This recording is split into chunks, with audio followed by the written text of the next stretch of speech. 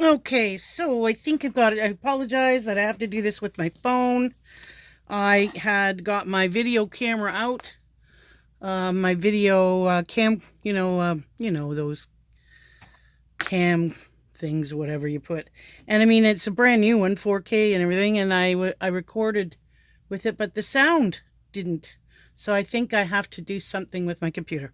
Anyway, so I wanted to do a quick video for you and work a little bit more on, your color mixing, a little few hints and tips and stuff like that. And because this is kind of also the core of watercolor too. Some of the things that I'll be talking about, where a lot of people, they just go in, they take a 101 class, they say, oh, this is how you do a wash, this is how you do this, and oh yeah, and you can use salt and you can do this, and their techniques and stuff like that. But they don't really, nobody really ever teaches about the color mixing and how important the values are, and your tints, your tones, your shades, and that sort of thing, because they'll all play a part in your progress as a painter. And I mean, even this can take you to other mediums, of course, too. But in this particular instance, for watercolor, it will play differently than it would for acrylic and oil. So I'm going to just see if I can bring this down a little bit more. I don't have as much real estate to show you as I did with the other. And I'm just going to mark what my work area is. So I got there to right there. So I'll make a pencil mark so I know what area, which isn't much, that I've got to work in. So you can see what it is I'm doing.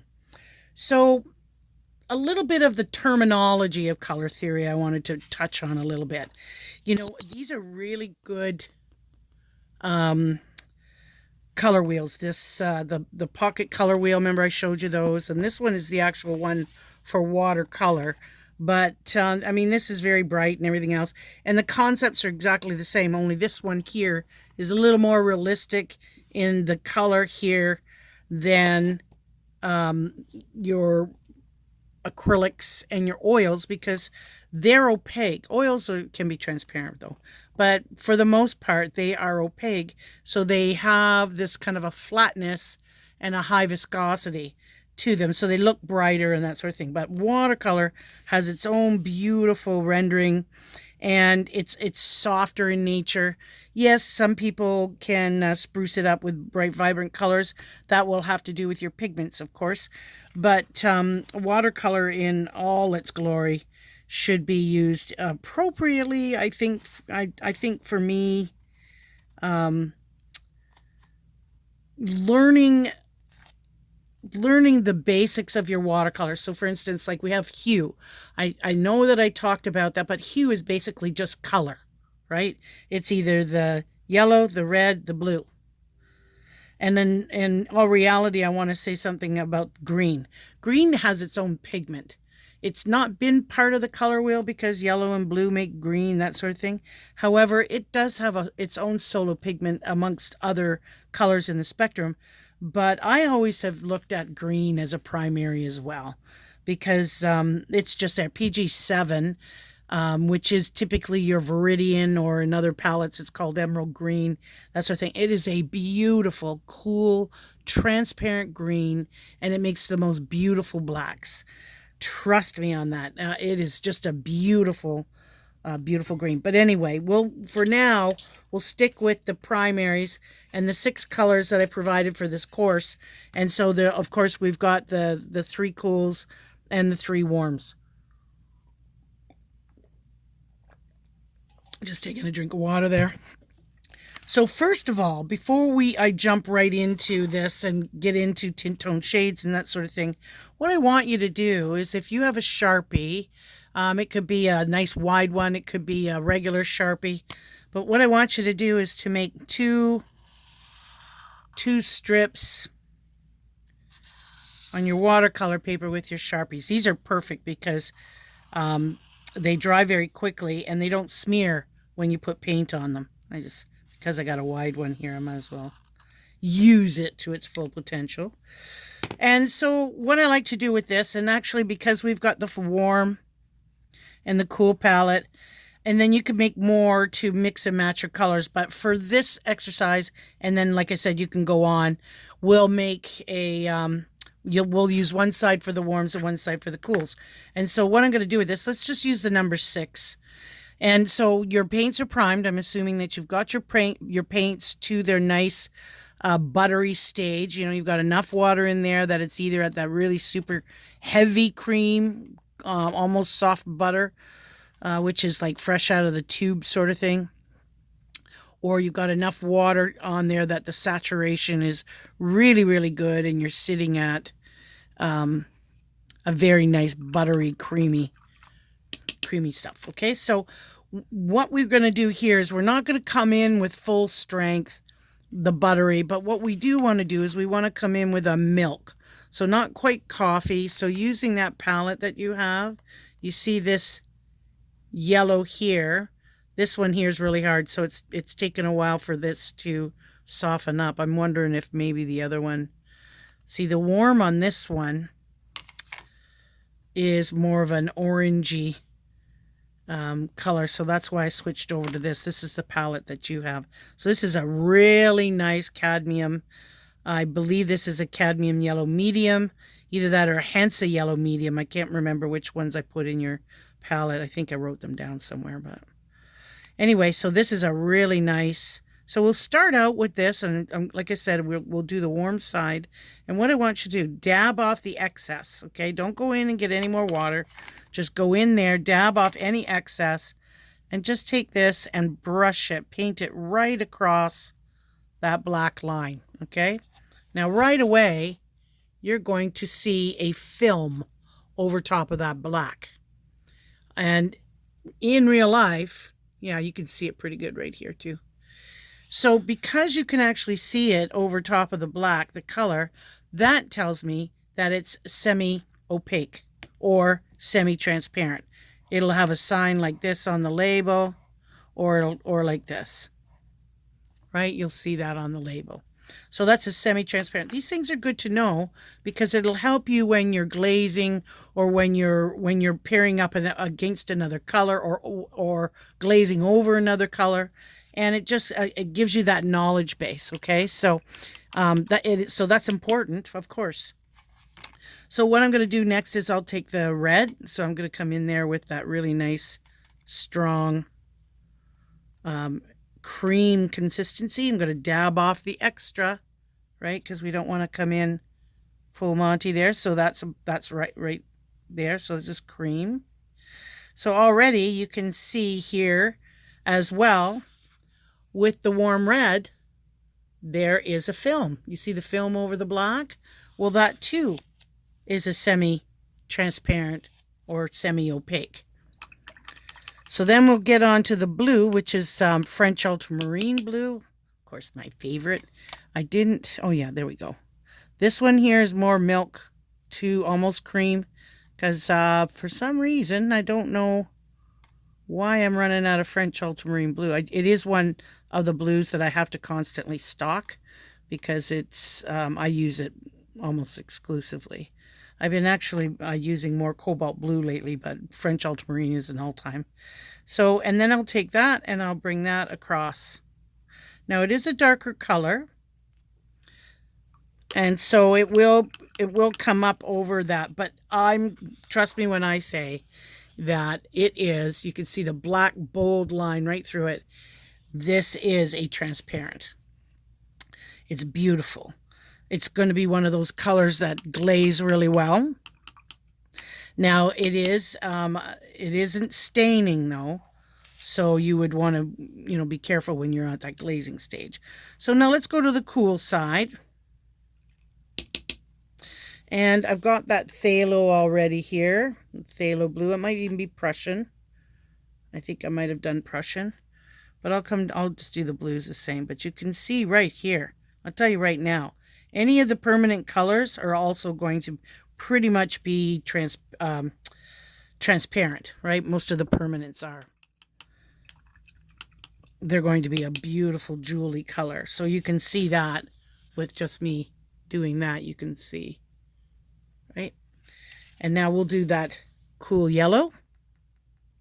I've got it already in this palette here ready to go. Dab off the excess paint. And then I'm going to, look at how bright and yellow that is. So this one here as well is a transparent. I'm just going to get the excess off of here. There we go. It's looking wet right now, so of course it is going to look like there's a film over it, but when that dries, you'll see, I'll bring this up over again because it's now drying. That's the thing with the student grade paper too, is that it dries a lot quicker than 100% cotton does. Cotton, which of course is cotton, and it takes longer to dry than the cellulose, the pulp, wood pulp. Okay, so I'm going to go in and I'm going to get this alizarin crimson, and I'm going to paint that over that black line. Look at that. So once that dries too, I'll hold that up, but that also is going to be a transparent color as well. And you'll see that. So as we're waiting for that to dry, and before I show you that at the end, I do want to talk about, so when we look at the color wheel, right, of course we talked about that triangular. So when I put this at, let's put this at the color wheel. I'll put it so that the yellow is here. And so there we've got the complement, the triad, complementary colors. Always right straight across from each color is their complement, right? So we've got blue, orange, yellow, purple, red, green. So even here, right? This one here is yellow, green is going to be red, violet, right? Red, blue, violet, yellow, orange, and so on, right? So it just goes around. So this one here, one, two, there's these two colors underneath there too. So we've got, let's say we got 1, 2, 3, 4, 5, 6, 7, 8, 9, 10, 11, 12. So we have 12 colors from that color wheel that you can make just from 3 colors. So it's pretty impressive. And all that is it's a little bit more of one or a little bit less. So we'll do that pairing in a little bit here, but I wanted to talk about that. And so on here, and it tells you, it should give you all the terminology on most of them. Like you've got your harmonious color scheme. We did talk about that. That's not real important when it comes to watercolor. It is when you want to choose a palette for your painting, but not for the fundamentals, right? So fundamentals, what's really important about that is the value scale.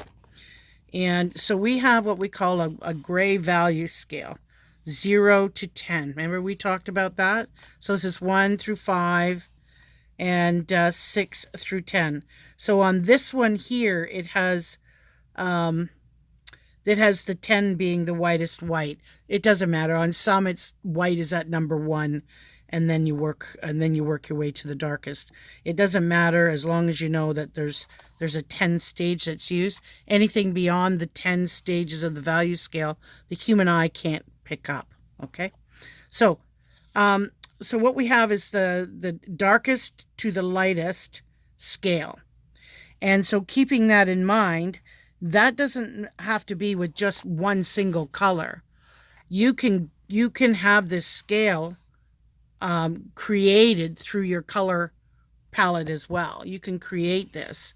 And how we do that is we use the grayscale and you match it up to the value of that color, depending on how watery it is, how thick it is. It doesn't matter. It's going to have a value attached to it. So for instance, I'll just take this red. It's really nice, gooey, buttery cream stage. And I'm not going to take it on full on.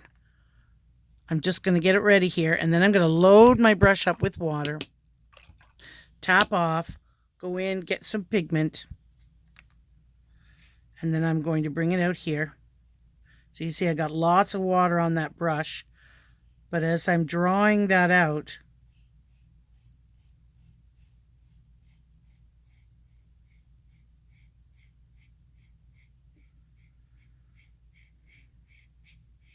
so I could do it this way, or I could do it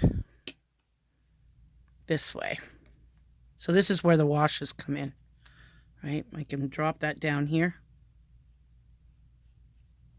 Back in, get clean water, tap off.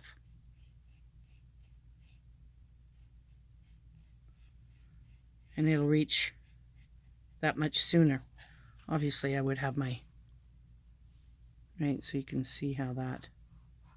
Now it's drying fairly quickly because it is a cellulose. So you can see how this has gone from the darkest to the lightest. So you could achieve this value scale with any color, right? Darkest to the lightest. I hope that makes sense.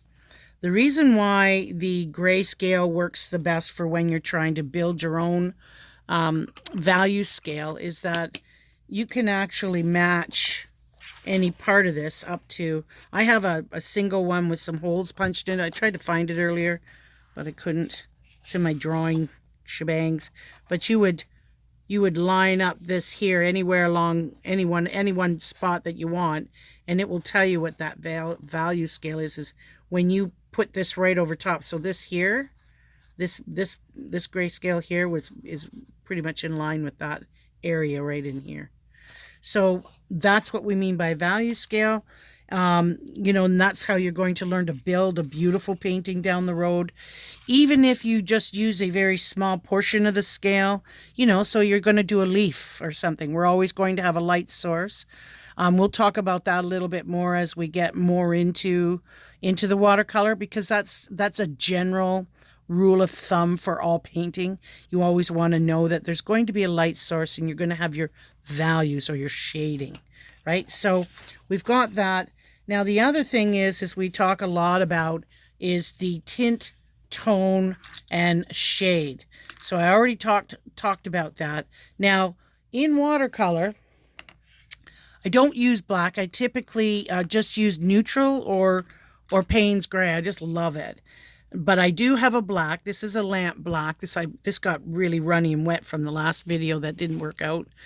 But I want to show you the differences in even the blacks. Now I know that there's also a Mars black, and I believe that is a transparent. I don't use Mars black. I have it in acrylic, and it's a very light black. So this one here, lamp black, you can see I've got that. It was pretty wet. So I'm going to come down here. I hope you can see that okay. I'm going to come down here, and then I'm also going to do that value scale.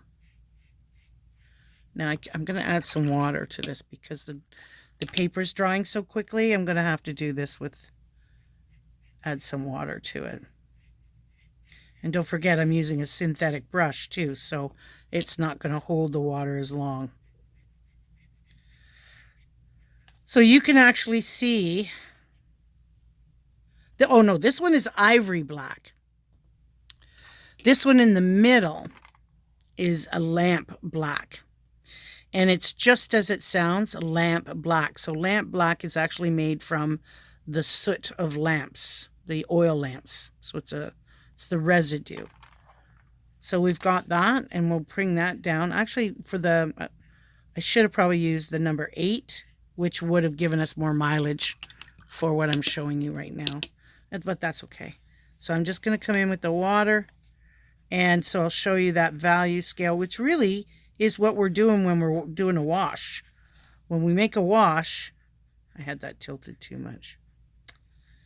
When we make a wash, we're gradating it down as well, but with a little bit more intention. But this here, I'm just trying to build a value scale to just show you how we go from the lightest, or from dark to light. But in watercolor, of course, we know that we start with our lights first. So this one here is the lamp, and you can see that it tends to be a little bit greeny. When it dries, you'll see. This one here is obviously, I can see right away. Well, I'm thinking that it's made with, actually, I wanted to look at I had them out when I did the last video, and I do believe that this had 3 pigments in it to make this color. This was just a PBK 6, I believe is is the lamp black. I can look that up too. But anyway, and then of course we've got neutral. I use neutral. And I'm not sure, but I think that's also made up of a few colors. But neutral is got a really nice bluey red. Well, no, this is red. This is the warm. But you can see the difference right away in that black, or in that dark value compared to the two blacks here. So I'm just going to, I'll have to go this way because I'm running into the red. So you can see how that, right, fades out. Yeah, should have used the number 8 for these exercises. So, okay, so when you're doing these, if you're going to paint as big a swatches as I have here, use your number 8. So this is the number 8. Okay, so you can see how we can get all the way down to the lightest part of that. Okay, I hope that's understandable. Payne's Gray is, oh, and the other one is there are grays out there on the market. Now I don't know where the white went, so I'll have to get some more here. But this is an actual gray. It's called Gray of Gray. I'll just go underneath there. And you could see it's really super pale. And this one here actually does have PW in it, P white. There's a white, which it's kind of wild. But we can make our own grays, right? We make our own grays mixed with the 3 colors, right? So, for instance, so that's what that means. So you would mix your own gray, and then you would add white to tint that out, right? Let me see here. I think I've got a gouache. Let me see if I can use that as the white. I have a Chinese white. I haven't used it in years. I actually use a gouache. And I use a Faber, I have a Faber-Castell, and I also have a Winsor Newton gouache. So what I'm going to do right now is I'm just going to mix right in here. I've got that right in the center. Yeah. I'm going to do it with the warms because they're right in front of me. Right. I'm going to do this, put a little bit of that in there, get rid of that. I'm going to bring my blue, which of course makes a really dark blue, or red blue. If you want to see that, what that looks like, we'll do a little swatch. Hard to see on the, so you see how that would be called a burgundy, yeah? And that's on the color scale. Right, so I got that deep burgundy. Now, I've got to come in with yellow.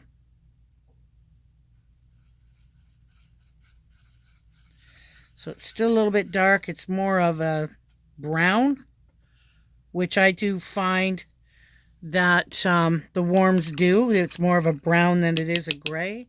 But I am going to try and put in a little bit more red. Oh, that didn't work. Makes it more brown. I'll add more blue. So there is a nice dark gray with that. So if I come in here with that gorgeous black. Do you see that black I made? Right? 3 primaries, and it's just working the pigments properly. And now we'll value that out. Now, you see where that is? Isn't that a beauty? Beauty black. So that's using the warm red and yellow. And then I added the blue. So I added a little bit more red, and you could tell that it was too much red. It was more of a deep brown, like it turned out to be more of a brown tone. So I knew I had to add blue, right, to make it the darker. Okay? So we can also do that with the cool tones. You'll see what colors that come out of that. I'll just flip this over. So this is the color mixing. So before I do that though, I'm going to take that black that I just made and I'm going to add white to it.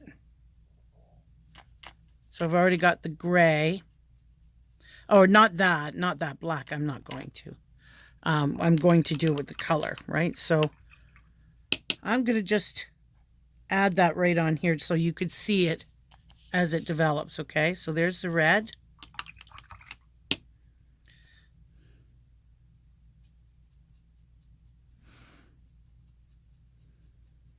Okay, so the tint is the hue, which is red, the color, mixed with white. Okay? So that's a dark pink. If I wanted to add more white. This is a gouache. Gouache is water soluble too. It's just very nice. It's very opaque.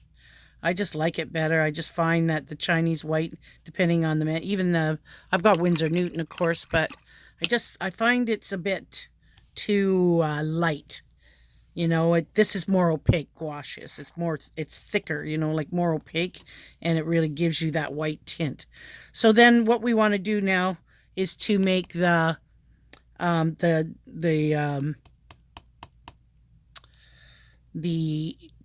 tone is done with gray, right? So what I mixed was a black. It ended up becoming black. So I'm going to have to take some of that. I'll put it off to the side here, and then I'll add white to that. And that'll make my gray, right? As you can see. Yeah, I don't know if you can see that right there. So I can add a little bit more of that. And now you can see I got this beautiful gray that I made with the white, with my black mixture, my homemade black. Adding a little white and making that gray. So now I'm going to come in. I'll just put a little bit here because I didn't make that much gray, right? Clean that out. And then I'll come in with my gray. I should have took the water out of my brush. I could always make some more though. I just didn't want to. So there's your tone. See how that toned that color right down. Toned it down, okay? So now we'll take the red again.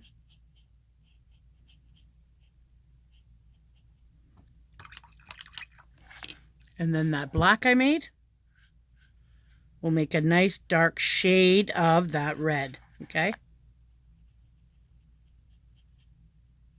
So there's your shade. Tint, tone, shade. Now I can add a little bit more if I wanted it even darker, right?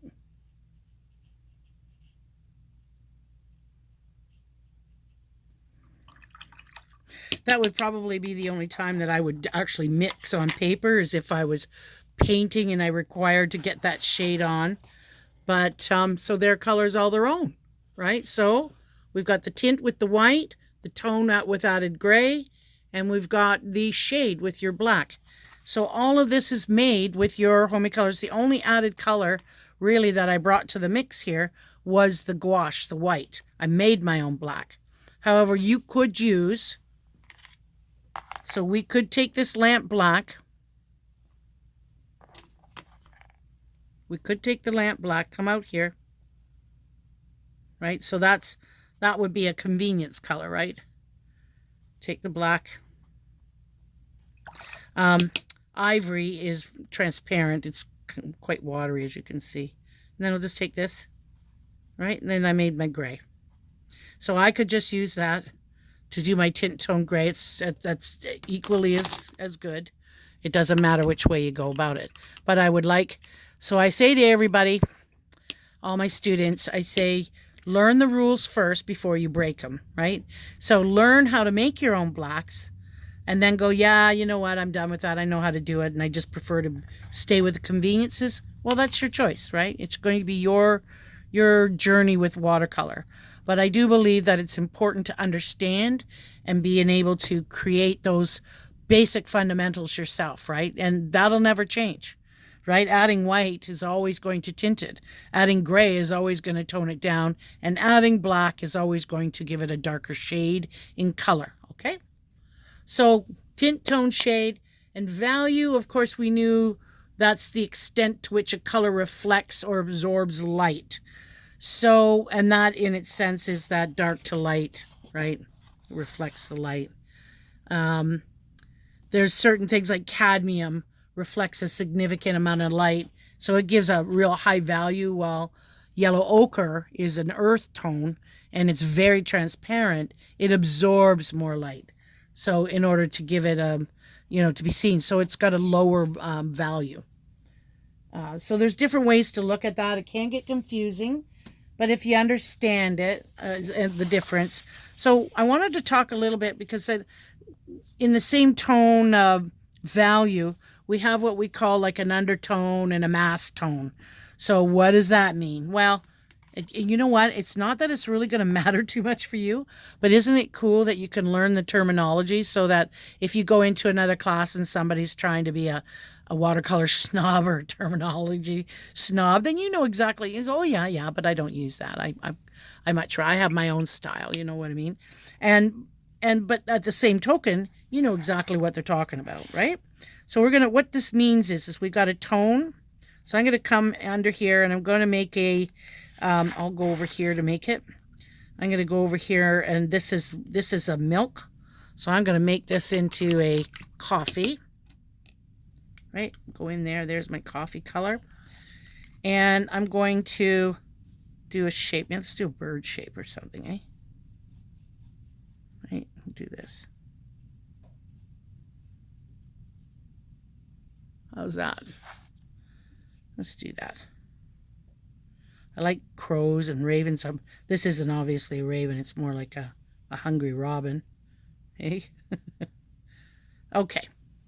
So this is going to be my undertone, right? It's the color of a pigment as it appears in a thin film, right? And this is also what we call a flat wash because it's all one tonal value, right? And we'll get into that. So the washes integrate also in the value. It's so that's I think where people get confused is that there's so much overlap with the terminology that it can be very confusing. But as long as you know that value has to do with the lightness or the darkness, of whether it absorbs the light or it gives light, that sort of thing. So anyway, or I think of it as value as look at me. So anyway, so we've got that. I'm not even going to wait until it dries per se, because now I'm going to just go in with full pigment and I'm just going to come into the top. So this could actually even be thicker because that's really not the mass tone. Mass tone would be like butter, right? Right now I'm just doing cream. But with this, I'm just coming right over, right? And I'm coming over my undertone. So this would be your mass tone because you're using this. Some people have even called it overtone, but I think mass tone is probably a little bit more appropriate, right? And then so that's the mass tone and the undertone. Now undertone is also used like oil painters and acrylic people do too. I do. I call it undertone or underpaint.